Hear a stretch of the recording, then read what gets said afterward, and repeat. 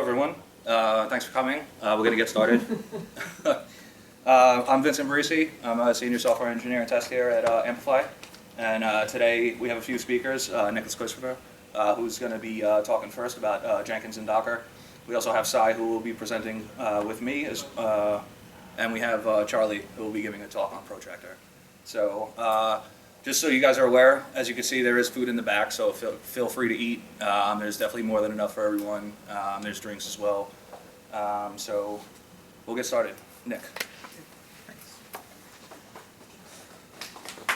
Thank you. So I'm Nicholas Christopher. I am a software engineer and a tech lead here at Amplify. And you'll see from my presentation, I am not a Docker guy. I started in anger. I had to do it, and that's what the presentation is about. And it's really been a good experience, so that's what we will cover. So what was the motivation for me getting involved in Docker? So we had an organically maintained bunch of continuous integration boxes. 6 or 7 boxes, all of them, different teams that had over time modified, changed, updated. All the jobs worked, but there was this hierarchy of, about 80 jobs on these 7 machines, and, nobody really knew except to stay away from them. We needed to physically relocate them offshore. The whole function of doing the development for that particular project was moving to an offshore team. They needed continuous integration. We're losing, those machines, so something had to be done. They also had to manage them, and they were developers on our project, but they had not. Again, these machines had been ignored, so they didn't really know about how to do it, and it was an aggressive schedule. It was weeks, not months. So we thought about what we could do. As the team lead, my first feeling was fail. Just do a fail. Just box them up, ship them out. But make it somebody else's problem really didn't seem to be fair. We could dream, and this was our next iteration, was how do we re-architect the whole thing and put it into some IaaS like Amazon. Move the Jenkins slaves into Amazon. Move the what we're testing requires tablets, so USB connections. Everything. And we did a lot of, well, not a lot, but we did some work. We figured out we could do it. But again, I sort of thought about it like these guys have been developing on the project, but probably they're not the right guys to dump this on. That it was a bit too big. So we realized really the achievable choice was to create a new standard image, and that we could run the jobs in and deploy that on offshore hardware. So take a look at these 7 boxes that were a mess, clean it up, clean up the jobs, unify it, and then just ship the image in one way or another. So we cataloged the existing jobs. We wanted to create that standard, image that met all the requirements of the jobs, and then we would migrate the jobs to the new image, and then test running the image on machines hosted offshore or really anywhere. The other thing about this achievable goal was if we did get around to the dream, well, this was a good first step anyway because you needed that uniform image if you're going to move it into the cloud. So how do we, get to a standard image? There were a lot of choices. The obvious ones were we could just clone the drives, but that didn't really standardize the image, right? That got us images, but not really standard image. We could do a chef config. We could do VM images, or we could do, some sort of containers. We decided we were better than just cloning the drives. That was a little bit too close to somebody else's problem.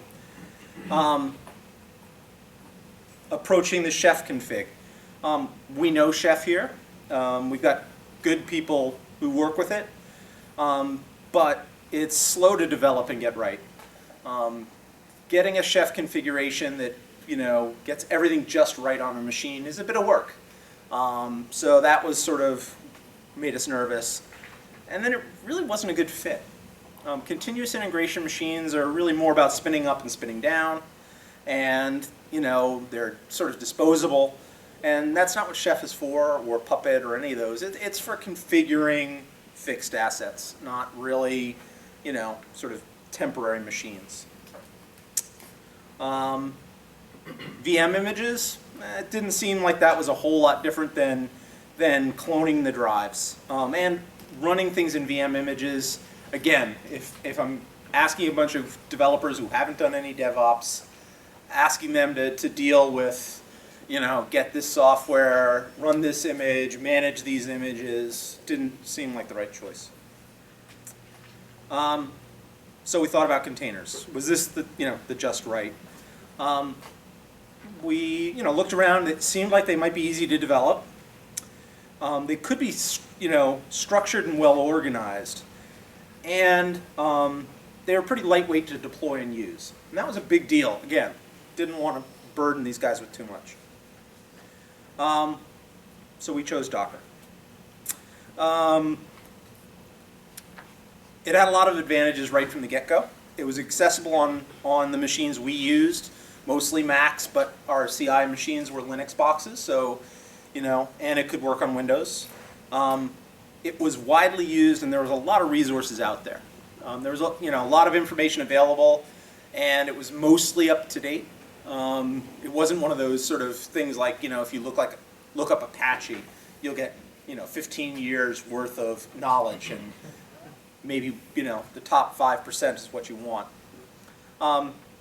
They claim it's still not production, just like a lot of Google is still beta. But it seemed like it was robust enough for continuous integration, for sure. Some people are using it as a production tool already. It had a very rich tool chain. This is a big deal to me. I don't like using tools that depend purely on some GUI. I want to be able to actually instrument this. This was going into Jenkins, so we needed something that we knew that could work from over an SSH connection or through a job, or be put in batch files or whatever. And Docker seemed like it had that, and that was done pretty well. And it was simple. It's pretty quick, and it's utilitarian. You'll see by the end of the presentation, we got a lot done in a few weeks, really. So it really isn't that hard. We've got our QA guys are doing as much as our developers on this. Doesn't require 18 years of software engineering. It's pretty quick. Unlike a lot of VMs, it really doesn't impose a lot of overhead on the machines. And it is pretty utilitarian. Again, a good tool chain, pretty straightforward. And in the end, it's a Linux box, so it seemed like a good choice. So how did we attack it? We started with boot to Docker on our laptops, just because we all had them, and that was an easy way to go. Boot to Docker is being deprecated, but today it's very standard, and it really works well. It hides a lot of the networking and the difficult points that you'll eventually hit with Docker images, and I'll discuss that. And it doesn't do it in a way that's artificial. You're using a real VM and a real Docker image. So it's not one of these things where you're sort of faking it. It's just saves the setup. We scoured a lot, I scoured a lot of GitHub projects. I just looked for Docker Jenkins slave and came up with a lot of projects. There's a lot of information out there on people who've done what we did. A lot of different approaches, and I'll talk about some of those, but the information is out there, and if you use a Docker file, which all these projects did, it's really pretty clean and well documented. that was the route we wanted to go. At first, I was just playing with it. So Docker allows you to create just an image, which is really just building a machine. But it has all the downsides of just building a machine. You forget what you did. You know, I was taking meticulous notes, but you know, I'd try to reproduce it and it'd be a little off. So that was really not much different than like, you know, creating an image any other way. So we very quickly switched over to using a Docker file, which is a description of your container. It's basically the startup script for the container. You run this, it builds the container in a well-formed manner. And as I'll talk later, that's also got some really positive upside later on. And we did it in source control. Again, much better than doing this idea of just sort of rolling an image. Because if I was just rolling an image, I could distribute it to all the guys, but then they couldn't modify it that easily. By working from a Docker file, you know, everybody could see the source and make changes. I did use a pull request mechanism. I didn't want everybody randomly changing it, but everybody could make changes, and people have contributed a fair bit to the Docker file. And then we just started migrating jobs. And as we migrated jobs into this container, we would see what passed and what failed, and you know, we would enhance the Docker file. And I was pretty thorough about that. I resisted enhancing it by just putting another layer of paint on. It's actually gotten smaller since the beginning, and it's cleaner. We've got a new project that we're adding now that's got some different requirements, and I keep kind of shoving them like, you know, couldn't you use what we did? Rather than just add more stuff. So what do we like about it? One thing that was great is we did finally get a handle on our continuous integration boxes. We now know in a 2-page list exactly what's on those boxes. And that's awesome. You know, it really meant that we could test things knowing that, you know, it was using this version of Java, that version of, you know, Node and everything. When we had the boxes just sitting out there, if a developer had a problem and it wouldn't clear tests, sometimes he would just go over and upgrade Node. The Docker, like I said, the Docker file is coherent and maintainable. It's really easy to read. It's really easy to maintain. It's just a text dump of each command. So you're not going to get, you know, sharing it through source control. You're not getting any problems of people clobbering each other's work because it's some XML style or something. It's a good format. It does allow for really rapid change in a very controlled manner. You know, you can sit there, pull down the repository, and if your job doesn't run because you're using Selenium and nobody else does, you can just take my Docker file, add the Selenium to it, rebuild the image, and try it out. You think about that versus something like Chef, where you had to sort of, you know, try it on the machine. If it worked, then back it up into the Chef hierarchy and slam it down to all the boxes, et cetera, et cetera. It really does allow for very rapid, you know, REPL. The process is self-documenting for production needs. That's what I mentioned before. If you think about this, the other great thing about this is your CI boxes are supposed to be as production-like as possible. But in reality, as you develop a project, requirements make you change things, right? You need a newer Java, you need a newer Node, maybe you want to introduce memcached.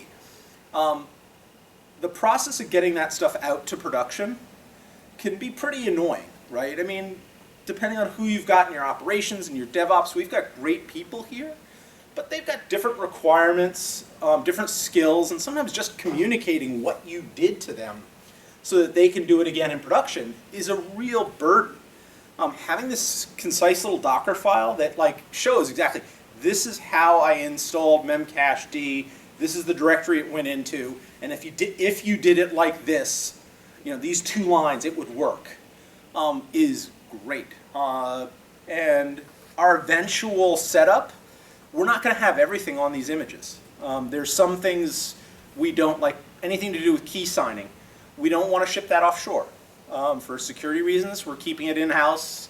And so we're going to have some boxes that are still organic. So, you know, we're going to have some machines that are the same old problem. Like, you know, oh yeah, I added Java 8. Well, how did you do it? What did you do? But now we'll have these boxes that are closer to the developers. So when the developers make the change, they'll make the change in the Docker file so it passes tests, and then they can communicate it, you know, to the right people. As I said before, it's not too hard to pick up. You know, pretty much everybody has been working on it. You know, guys who are primarily JavaScript hackers are playing with it just as much as the guys like me that have done years of Unix. You can throw a bunch of people at it. You know, it's great to be able to, before we had the 6 machines, and you know, if I was sitting at one of these machines tinkering with it, I was breaking 2 or 3 groups' jobs, and they couldn't fix them without breaking what I was doing to the jobs. That was a real bottleneck. Now, with everybody being able to spin this up on their laptop, it's great. You know, we've got enough, you know, we just doled out like 15 or, well, 11 keys, and just like 11 people were simultaneously working on the problem, which was just awesome. We would not have been able to do that if we were trying to work on 4 or 5 machines. It really does fit continuous integration. This whole thing of, you know, you spin it up, you tear it down. We found a surprising number of our jobs that didn't run until the 2nd or even 3rd time on a box. There were things like Scala that built up a cache but would fail the first time, and it would only succeed the 2nd or 3rd time based on having some stuff already in the cache. And these are things that when you're using 5 fixed boxes, you just never learn. Having this environment where every day I, you know, spin up the container brand spanking new and try it out taught us a lot, and it really did make our jobs a lot cleaner. And like I said, now I can scale and relocate. I can, you know, I've been moving to one of our new locations, brought my laptop, got them to open a couple of ports in the firewall, and I was bringing up continuous integration boxes over there. So, you know, and once India had their hardware, you know, within a day, they had the boxes doing their jobs there. What are the cons? Containers aren't full machines. And that does mean, you know, some things need tweaking. If you understand Docker's technology, and I can't say I completely understand it, but I know from the bad old days of Unix, there was the ability to like change root on a process and give it its own little, you know, world of the disk. Containers do that for disks, for process, for everything. So you're really still using the same machine. But you're not, right? But inside of it, you feel like you're your own machine. But that does, I mean, obviously you immediately see some questions there, like, you know, how do you share things like a USB port? Do you have your own IP address? Don't you? Well, yes, you do, but, you know, can other people see it? Well, maybe if you do some work. There were definitely areas that were a little bit awkward. USB was pretty tricky at first, and in particular in boot to Docker, because VirtualBox's USB support is wonky. Networking can be a little tricky. You have to know, like, you know, this continuous integration test, yeah, I know that the Chromebox is lagging, I apologize. You know, this continuous integration test is self-contained, so I don't have to do any networking. Or this one runs a bunch of services, throws requests out onto the internet, expects things to come back. You know, I better expose those ports and things like that. The networking was a little bit trickier. Jenkins integration. Jenkins has a module that's supposed to use these, and it works. But again, these aren't exactly a real machine. And then another one of the weirdnesses about that is, like, you know, where's your terminal? Well, there isn't. You have one TTY available and you can only use that one. So depending on how you start up the image, the container rather, if you're holding on to that TTY, well then Jenkins can still get I/O, but it can't get a full TTY, and that made some tools like Scala do really interesting things. Scala, as it's operating, spins off a process that reads dev TTY and tries to like scan the output and reformat it. So you had to kind of like deal with this. Jenkins wants to colorize things. How does it colorize things on a terminal type that nobody's ever heard of? So you had to make a few changes there. But you know, we got through all that. And obviously security, right? If you're making something that is a self-contained, fully described world, it's self-contained and fully described. So we had to make some choices. We really decided like we couldn't give these boxes, even the repository, to India. Because that would mean giving them our side of private keys and things like that. So we had to give them only the jobs that didn't require those security features. Obviously, you could do some elaborate thing with, you know, encryption and things like that, but it became clear that the easiest way to do it was to leave those jobs that we didn't want people getting into in our existing AWS boxes, and only put things on here that are for continuous integration. Check in code, see it all build. You know, code quality, things like that. You know, like I said, it was definitely a little more involved. There have been a couple of tricks and tips that, you know, hindered us. But in general, there's a big community out there, and with so many people working on it, it was pretty easy to get through. What are some of the key tips that we came away with? Definitely work from a Docker file and collaborate via some sort of source control. Docker has a hub that allows you to share, but it's just not as good as putting it into the one Docker file and any resources it needs into source control, and you know, having everybody work on it. You know, it also gives you a really clear history of change that way. Docker has built in some change management. You can do things like differentiate what's in today's image versus what's in yesterday's and things like that. But having it in source control means you can literally find out, oh, you know, Nick changed these two numbers, and that's why I'm not getting the right SDK anymore. And the other one is, do you employ inheritance? Docker containers encourage inheritance. They always are based off of another container. And if you do the Git search I suggested, you'll find a lot of people that give you an entire hierarchy of containers. They'll do things like a base CI container, a MySQL CI container, a Java CI container, et cetera, et cetera. I kind of liked that and thought about it, but then I realized that any hierarchy and specialization we made as early on as continuous integration would probably push all the way downstream. So, you know, if we had 5 flavors of container in continuous integration, then when we go to communicate to our production support that we want to add this one tool, we have to give them sort of a delta of, well, it's, you know, we want to add this, but off of this structure. And oh yeah, in this structure, this is over here, and that's over there. I just felt like if we could keep it in one container, it would be much simpler to communicate. Our container right now it's under 4 gig. You know, it's all of Ubuntu, and then our tools. It's really not ridiculous. And so keeping it as a single one, I think, has been a good choice. And I would advise you to think about it too. You know, you might already have a world where you have production containers that are very different. You might have a web box and a server box that are wildly different. And so it would actually be to your advantage to do it in the containers as well.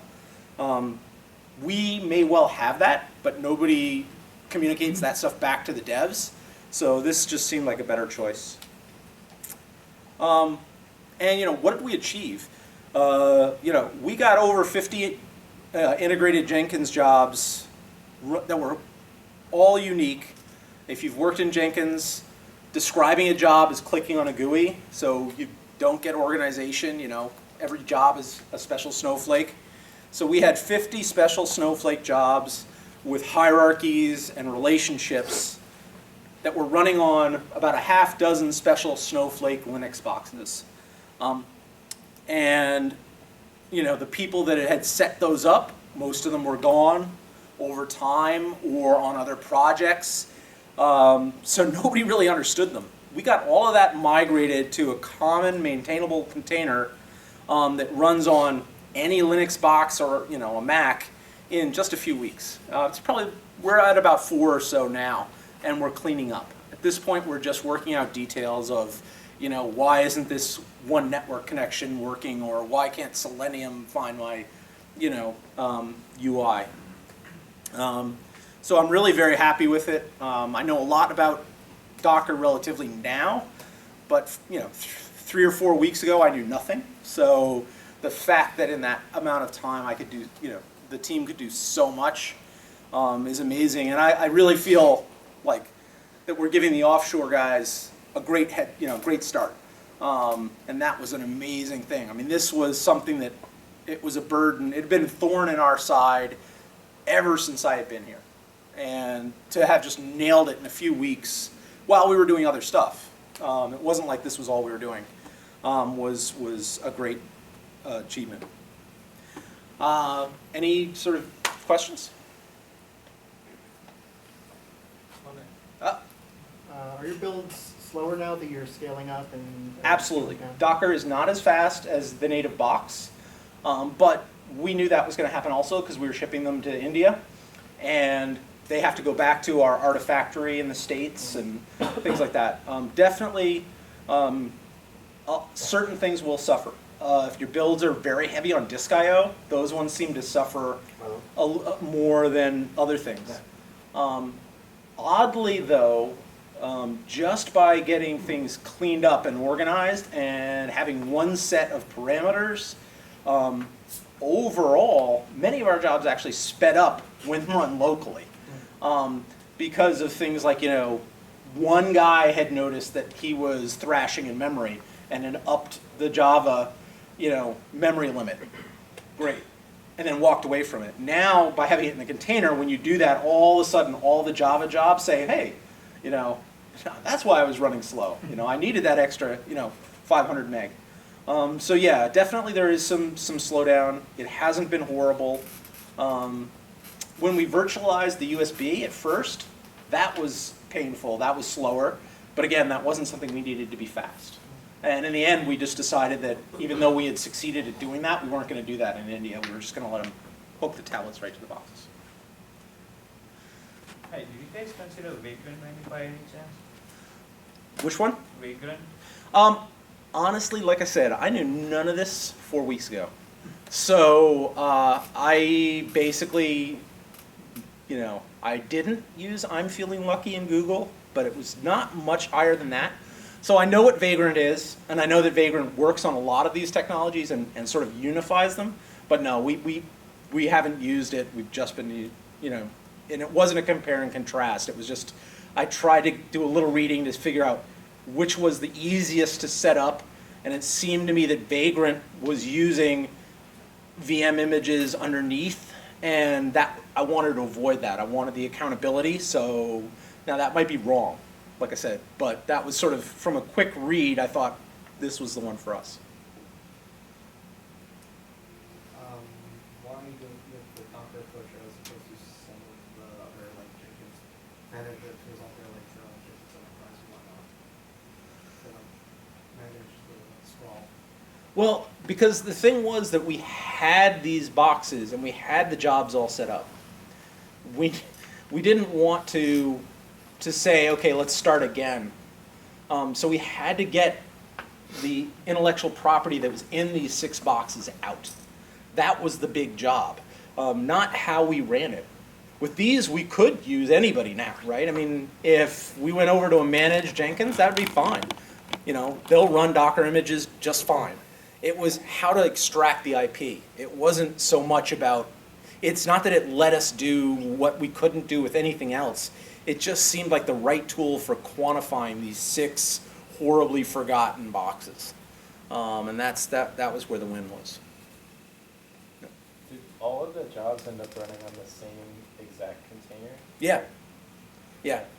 Like I said, with the hierarchies, I mean, all right, so with Jenkins, you can register a host as a slave. So we have one container, but that container can register as up to one of the 15 slaves. So while the container is the same, some boxes have 2 or 3 instances of the container, and many of that same container run on many, many boxes. So it's the same container, right? The same software, but we run it a bunch of places. And that was a specific choice. We could have used the hierarchies. We could have gotten a little sneakier. Certainly as we developed, we branched. Right now there's one team that's still got one job that's giving them a hard time. And so they're sort of off on a branch doing some work. But the goal will be to bring them back. Can I ask one more just like dumb question? You mentioned that the containers have all of Ubuntu in it. I always thought like a container wasn't a full operating system. So it's not, right? Yeah. But it is. When you base it on an image, it has to get all the deltas. So Ubuntu distributes their Docker file. And so yes, you have to have, like that's something else to be noted. We had the luxury of being able to say, okay, we're going to upgrade a couple boxes to 14.04. If you go older in Ubuntu, you have to start doing a little bit more to it. But yeah, I mean, even though your host box is a full machine, in the image, you need this layer of a file system over it that allows it to write all the things like etc files and stuff like that. Because I mean, what you end up with is your machine down here, and then a virtual file system above it that looks like a whole machine, but it's actually this sort of stopping layer before it gets down to the box. So if you write, it writes here, not here. But when you read, it's going to read through. So the Ubuntu full image is like 500 meg, which is clearly not the 8 gig you get or the 4 gig you get on a DVD, but it's a considerable amount of data that they feel that you need to have in that virtual file system to safely run one of these boxes. It's a very strange setup, and it has some interesting bugs. In particular, there are times where you're supposed to, in that virtual system, for instance, if you're root, you should be able to do anything. And it appears like you can, but there are some actual bugs in AUFS, the virtual file system, where it won't do some things. So like if you have a file here that is read-only, and at this layer you make it writable, at this layer it'll say it's writable, but it'll fail to write. Those bugs are very few and far between, but it gives you an idea of what's going on in that sort of fake virtual layer. There's real stuff happening there, so yeah, you need about 500 meg of Ubuntu. And obviously, every time you add something like Java or anything else, that's the full thing, because it's not gonna know to mirror that down into the OS. It's only the base image that it layers its virtual file system on. Everything else goes into that virtual file system. So like I said, our image, which covers like 4 versions of Ruby, 3 versions of Java, Node, a couple of browsers, and I forget what all else. We come in at I think when it's compressed, it's 1.7. When it's expanded, it's like 3 gig. It's really not unmanageable, but we don't ship the image. We ship the container. They actually can download that compressed image, or they can just build it locally. That's actually another a quick one, and I'll stop in a second. That's interesting. You think these things are completely and utterly uniform.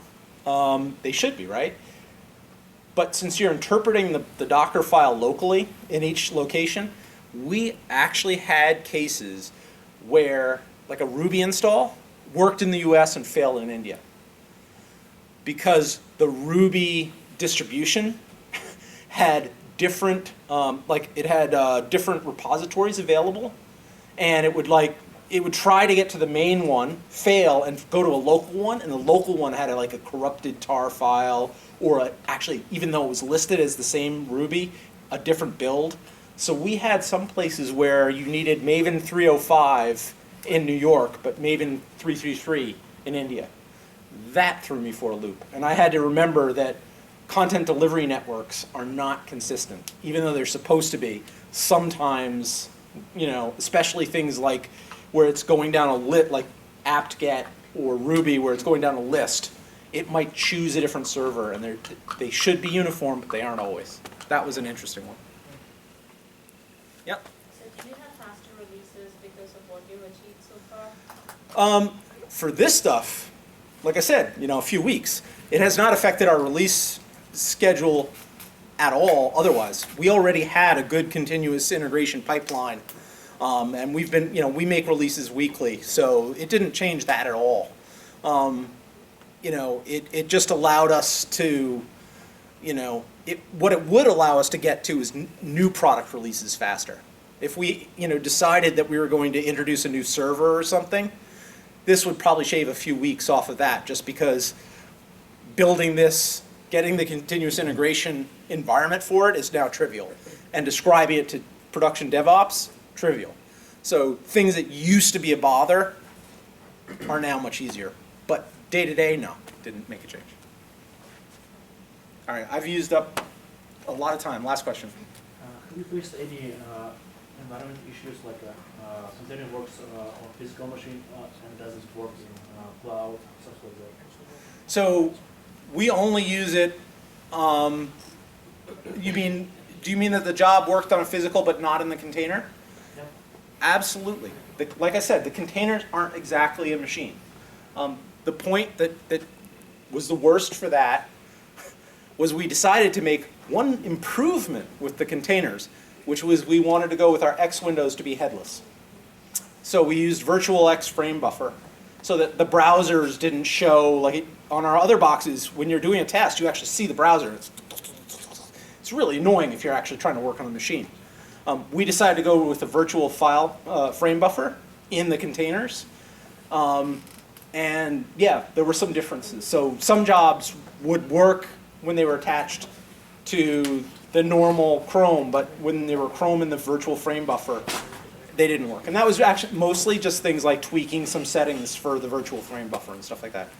Networking issues, you'll hit them. These guys will talk about them. They're definitely different, but it wasn't huge. It was surmountable. Like I said, 50 jobs in a few weeks. All right, thank you, everybody.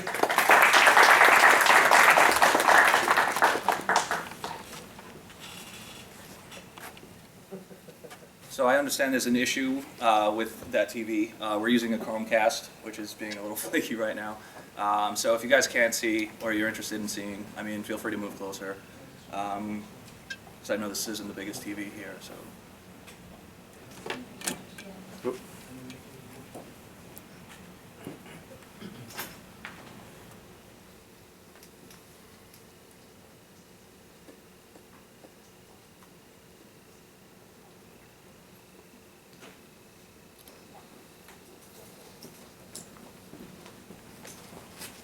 All right, so Sai and I are going to talk about spinning up test environments with Docker. Just to give you a little background, over the past couple months there's been some changes within our organization. I won't get into a lot of detail about it, but from a technical standpoint, one big change has been we're basically moving to microservices. With that, our systems engineers have been kind of bogged down with that, on top of the fact that we're moving out of this office and into our Dumbo office, and things aren't necessarily operating the same as they are here. So there has been some inconsistencies.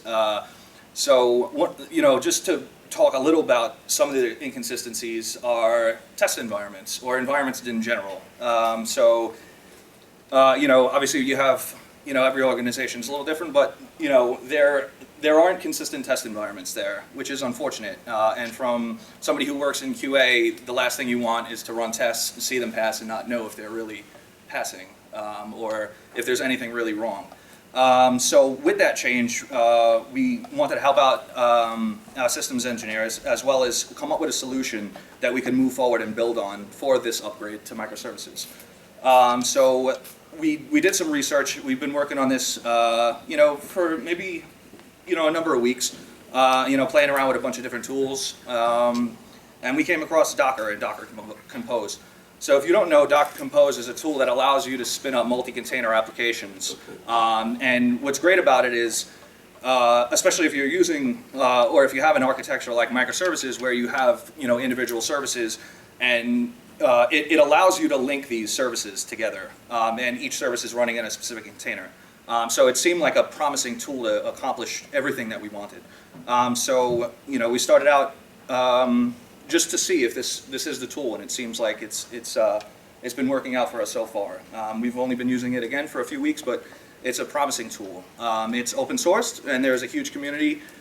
Speaking of it being open source, the developers are very active on it and are very willing to answer your questions if you guys run into any issues on GitHub. They have been very responsive.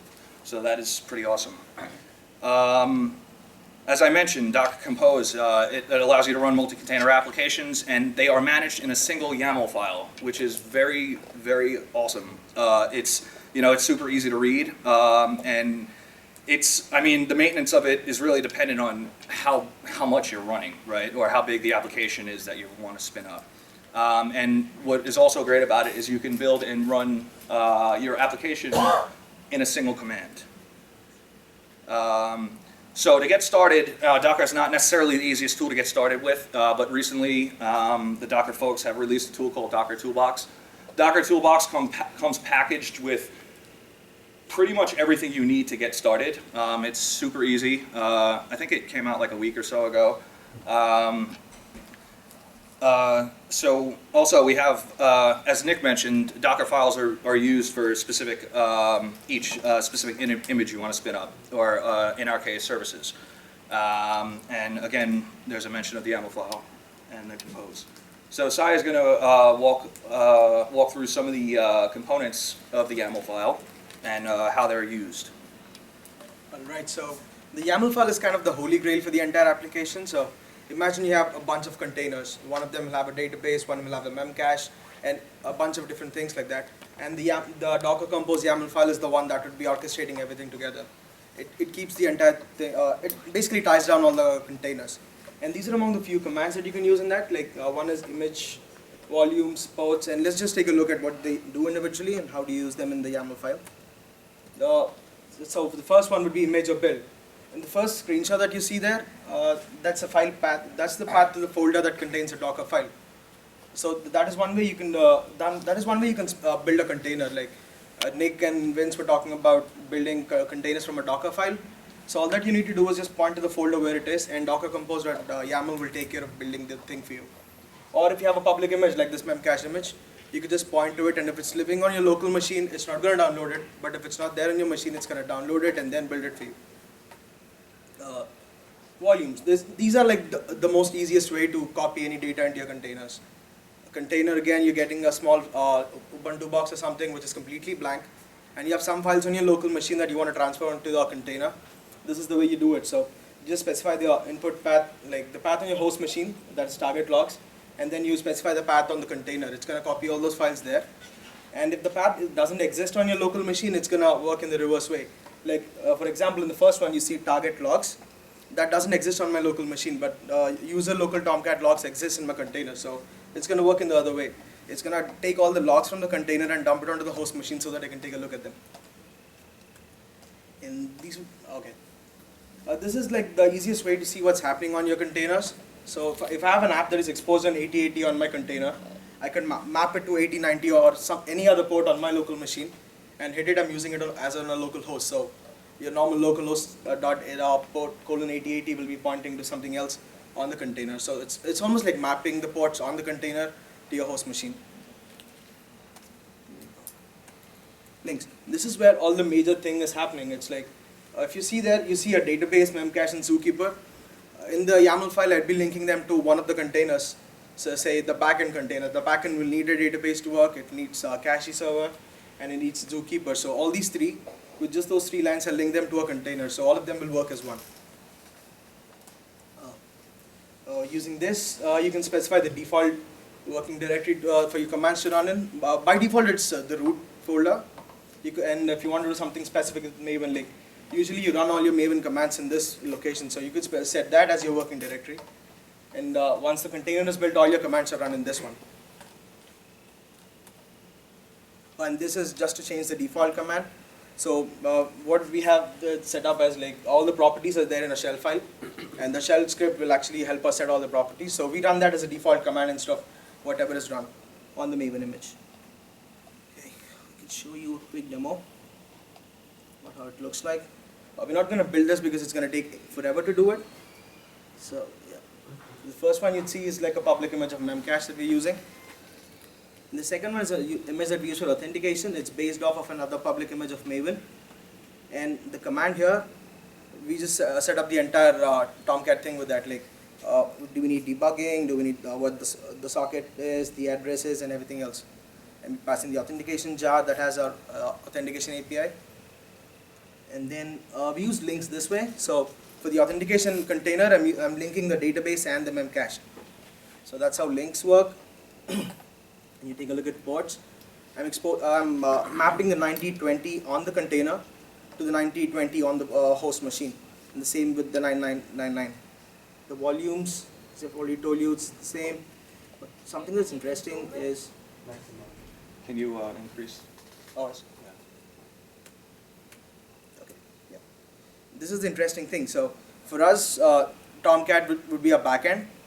For the backend and the front end, we almost need similar files to be dumped in. So instead of typing all this again, all that you need to do is say volumes from, and then use the name of the container. So from the other container, we're getting all the files into this. So similar files are mounted at similar places. And so all these different containers, once you put them in Docker Compose YAML and say Docker Compose up, it's going to build it for you and then run all the containers and link them together. He's going to show you how it looks like. Okay, so we built this beforehand because this specific application that we're working with right now takes about 15 minutes for it to spin up. But just to show you what it looks like, right now we have an added layer of virtualization. So we have our multi-container app running inside of a VM using Docker machine and Vagrant VirtualBox as a provider. So basically, with a simple Docker machine command, you could SSH into our container, and this is actually, I mean, yeah. So we SSH into our Docker machine right now, and then if you want to see, we have here are all the containers that make up our app. Yeah, so this is what it looks like inside our VM. You could interact with any of the containers from within this VM or from your host machine as well. So if you want to, after they're built, if you want to run scripts to add some sort of configuration without worrying about rebuilding the whole application again, you could simply do it with one command. And this is very useful if you want to add this to something like a CI environment, and if you are using this as a test environment, to not have to worry about building this every time a developer checks in a piece of code, right? So you could have this running, you could have your deploy happen outside of all of this. So basically, the only time anything needs to be rebuilt is if you make changes to your Docker file, which is really awesome. Just to show you, this is basically this is our app. This is the app we're running right now. It's running basically locally right now, but you could easily set this up to run outside of your local environment. But just to give you a little, just to show you what it looks like. So from within this VM, we're actually running this and mapping it locally to our host machine. So this is the application that's running. You play around. I think our token had expired because we had built this previously, but basically you get the idea of what you could do with Docker Compose. So as far as testing goes, we have a Docker file here. This is just an example. So once you have this environment set up, you could run tests on it, either headlessly like you would, running any type of headless test, or if you want to run them, in a regular browser. So this Docker file here is something that we're using to run headless tests to run headless tests against the web application that I just showed you. And just to give you guys an example of what this looks like, it's pretty readable. We're running a Ubuntu image. We're basically installing everything we need to run our tests. So, we're installing like Google Chrome, Node.js, X11 because we're running it headlessly. Protractor that installs all the node modules and everything. And what's great about this is we have it set up. There's multiple ways of doing this. So if you look back in this file, if you look down here, we just have another container that's linked to our web, which is our front end. And this is everything that's being installed here is just being run on this container. And it's linking to our front end, so we can execute tests from within one container headlessly against our application that's running in another container, which is really awesome. And you could do this. I mean, I wish it didn't take 15 minutes to spin up, because you could. I mean, depending on how you have this, every company's gonna operates differently, and their CI works differently. But you could have it set up so once your whole multi-container application is built, you could set it so it kicks off some sort of script that'll then kick off your jobs or all your tests. Or you could just have Jenkins kick off a shell script against this container to test your web app in another container. There's multiple ways of doing this. It doesn't necessarily have to be in a container, but this is just to show you what's possible, and it's very powerful, and it works, which is awesome. And this is something, again, like Nick said, we've only been playing around with this for like a month, and it just goes to show you how powerful this is. So moving forward, we plan on continuing to build upon this and extending it for multiple stacks that we have throughout the company. This is specific to one application, but this model can be extended to multiple teams, depending on whatever team's running what. Also, this is just another script, just an example of like what you could run to see, hey, did everything install in that automation container? Is everything running? Is that container in a position where it's capable of running headless tests? And obviously, we try to keep it automated as much as possible. So this is an example of a script that could be kicked off inside of the automation container to test against that web app that we had just showed.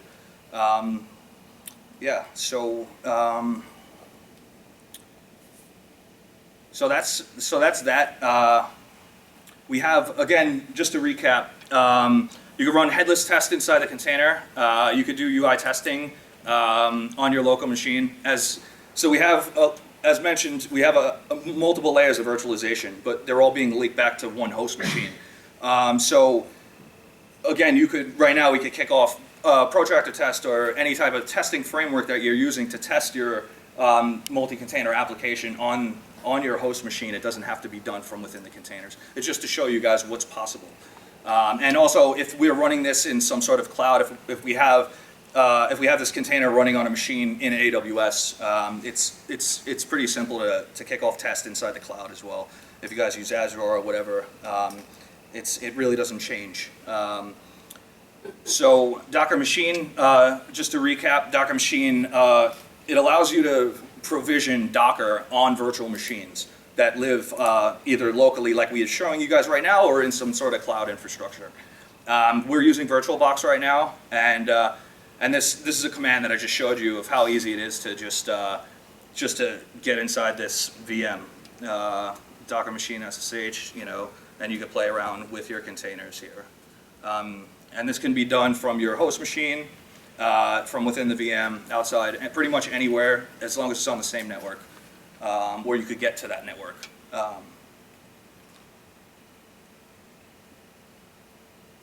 Just to go over some best practices, things that in the limited time that we've been using this, things that are, if you guys are using this already or you guys are planning on using this, We try to keep one service per container. It's how Docker was designed. And as well as, like, if you guys do have some sort of multi-service architecture, you don't want those services, or you don't want multiple services running inside a container. Try to keep it as modular as possible.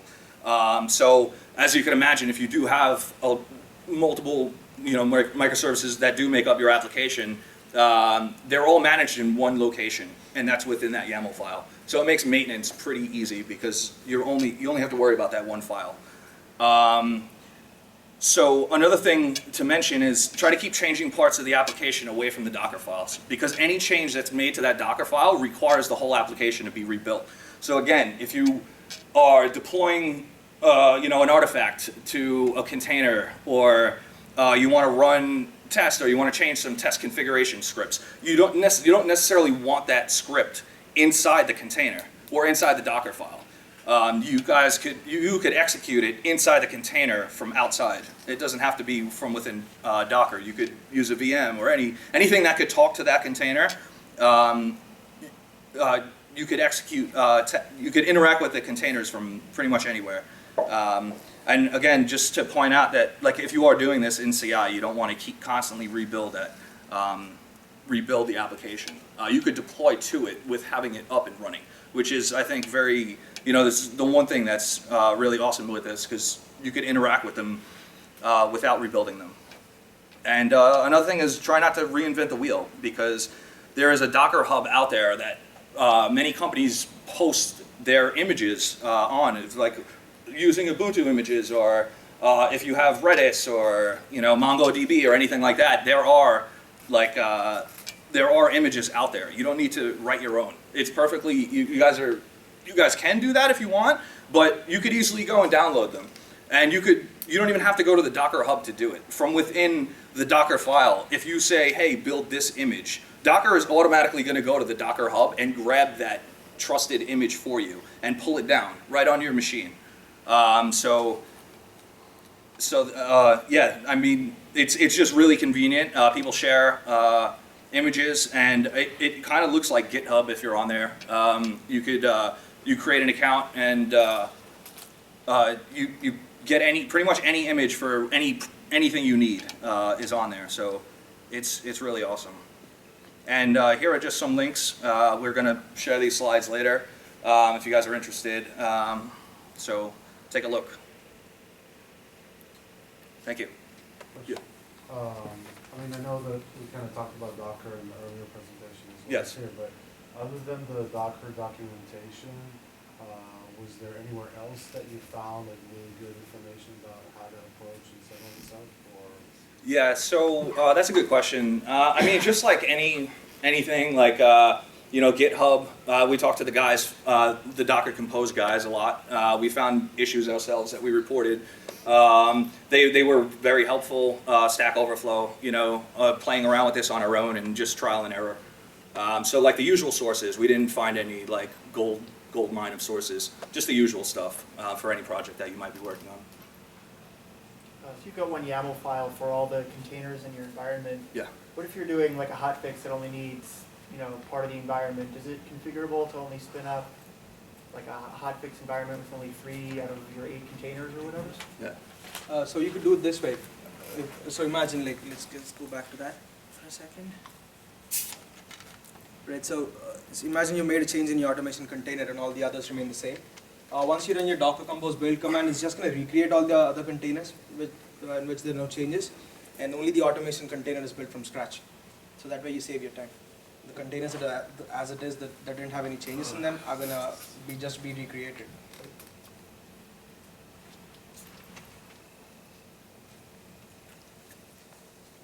Does anybody else have any questions? Yes. I'm just curious to know what's your memory to bring up all these containers locally, For this specific application? Yeah, maybe. I mean, it really depends on what you're spinning up. So, I mean, the size of the... It's about 6 gigs when we last checked. It was about 6 gigs. Yeah.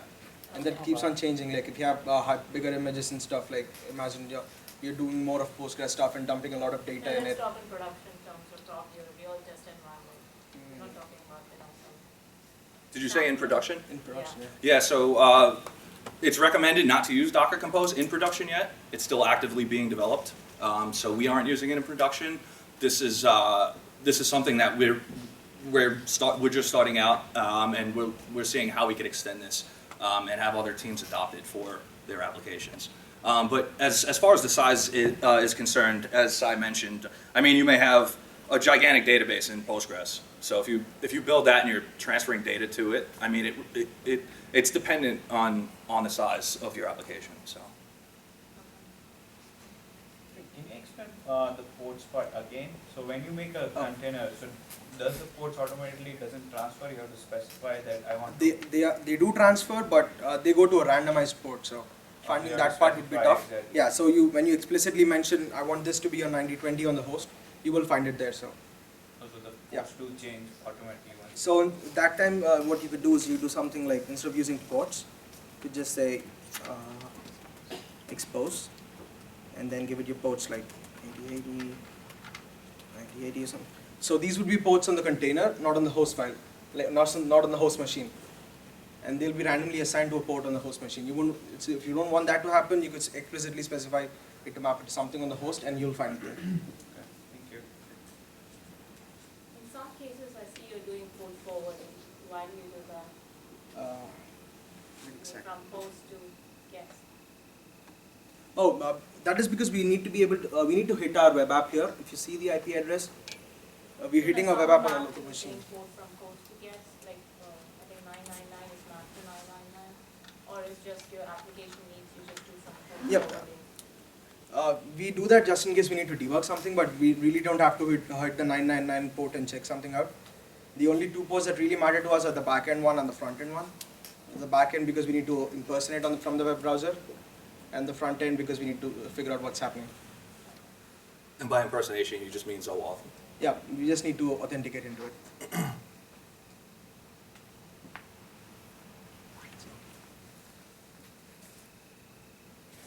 So now Charlie will come up and talk about Protractor.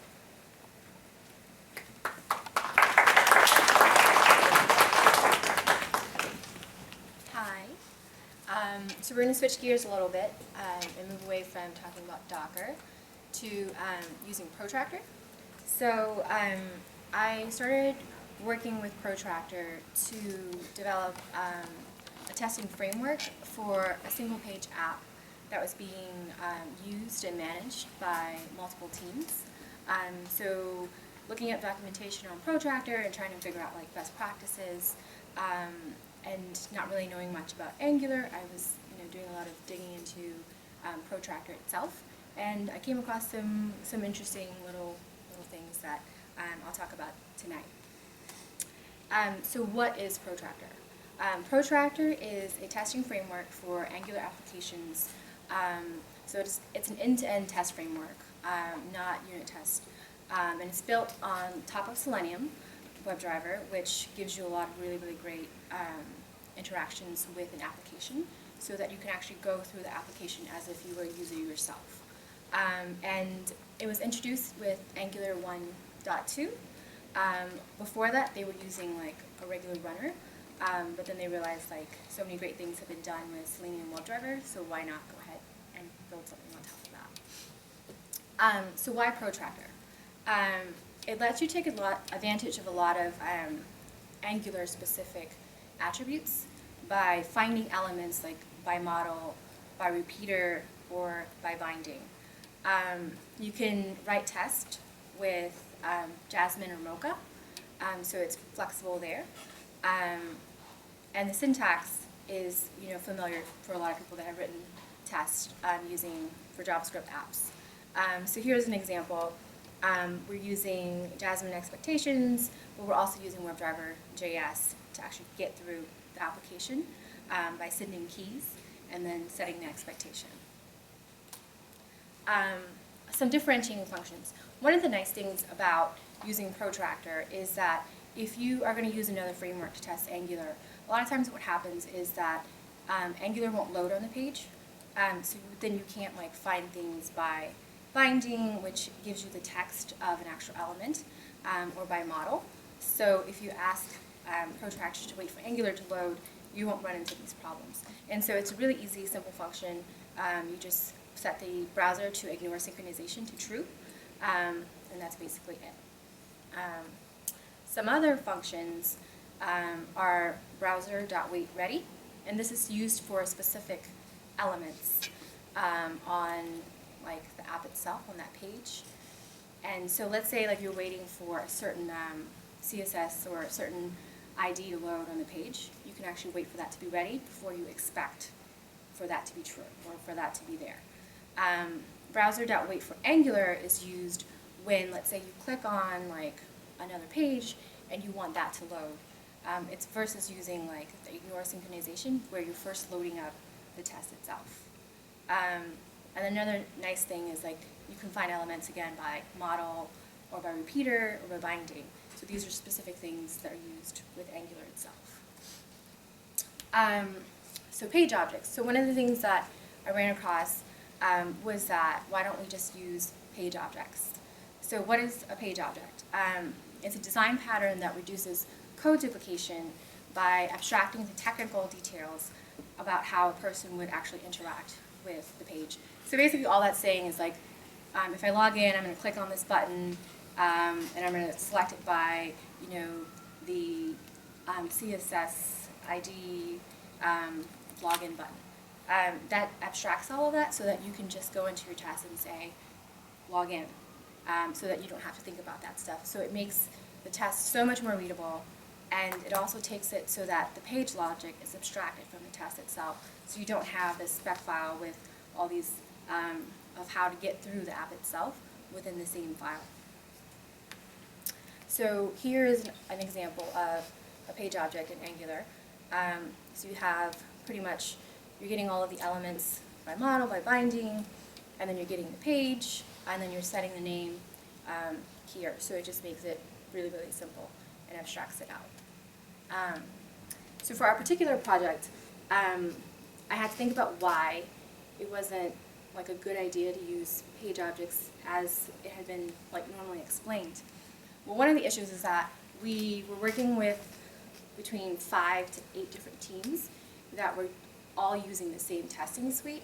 So then we had huge page object files with huge spec files. So when you are separating concerns and trying to get multiple teams to collaborate on like a project like this, what ends up happening is that those huge files no one's going to want to touch because they're scared to break something and they don't know how to like actually go back in and they don't know what they did. So if we can make it more modular, it would be less daunting and they wouldn't be so afraid to actually attack this. So some of the next steps were breaking down the single page app. So I decided to explore looking at features and thinking about the app as features versus as whole pages. Even though it's a single page app, like there are still, like you're still clicking through, and it's more than one page, but it's actually a single page app.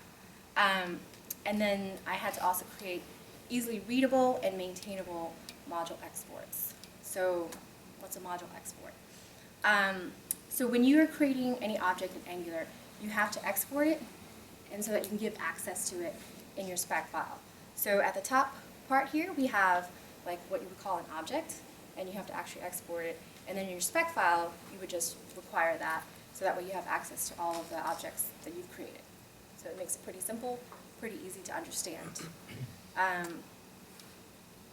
So one of the feature objects that we created is actually, so after you log into the app, we didn't really get to see it with the Docker talk before, but once you log into the app, you're on a landing page. So basically we broke down the landing page into like the header and then a couple of different components, and this is one of the feature objects that we created here. So the file structure, which I think thinking about this and breaking this down actually made like the object structure a little bit more sense. So first, like you break down the directories by pages, and you break it down by features, and then you place both the object files and the spec files in the same directory. Whereas before, I've seen it where people have like all the spec files in one place and all the objects in another place, and you don't know how they all map together, and you don't know how to use it. Whereas here, you can directly see like how these are all related and exactly where to go when you're looking for anything. and also like to name these things semantically so people can know exactly where it is. Another big thing was that before, with so many teams working on this project, what they ended up doing was creating like 10 to 15 different config files, so that if, let's say, one team's responsibilities merged and switched with another team's, and so 2 teams became 1, or 3 teams became 2, or whatever, there was a lot of confusion and there was a lot of duplication. So if you have one config file that everybody knows where everything's at, you can use Grunt to set up different tasks by sending in different parameters and arguments instead of like duplicating code. And it also like allowed people to see exactly what was going on and where. Another cool thing is that you can use suites.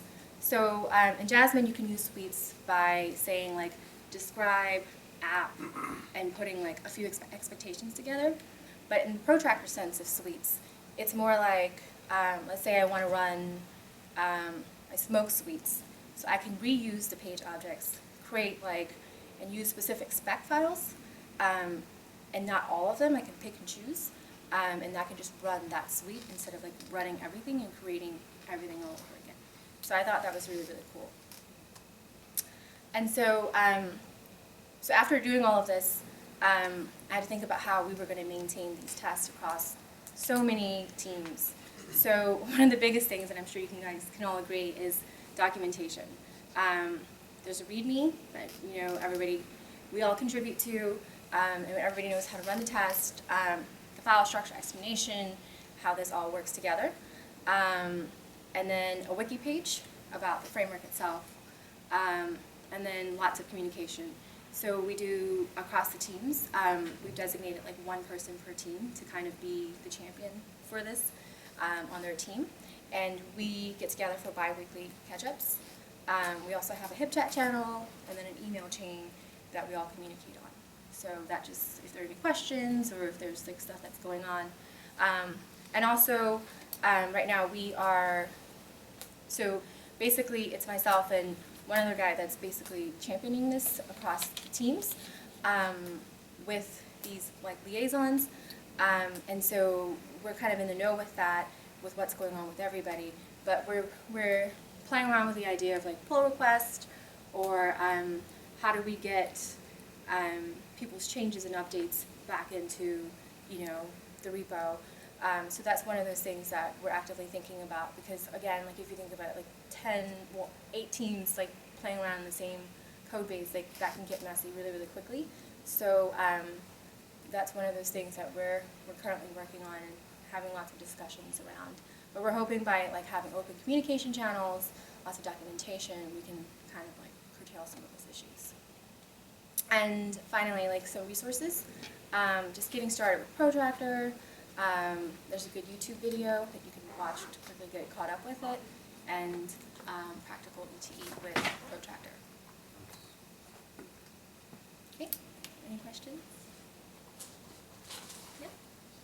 You're keeping your specs like in the same folder as your, I guess, feature objects. Yeah. Do you find that there are any methods that are like universal across features?